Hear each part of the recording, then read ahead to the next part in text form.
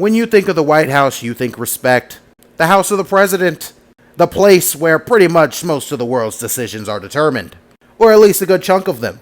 A place where the most powerful person in the world, many would say, sit down in his Oval Office or her Oval Office. But now it's being turned into a place where people are going to watch UFC fighters fight.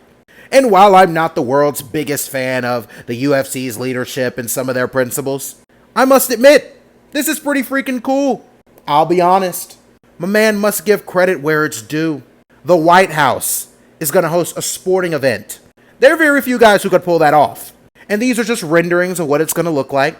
And there were about 3 things I thought looking at this. 1, this is going to be the most secure sporting event of all time. Like, security and Secret Service are going to have this place on lockdown. Prime LeBron James. Prime Tony Allen. Anyways, enough with the sports analogies. Second thing I was thinking is how in the world did this get pulled off? There must have been so many security clearances and technicalities and all that stuff. Either way, Dana White did his thing.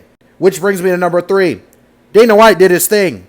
The Sphere, the White House, pretty much every single place in America that has some sort of historical precedent.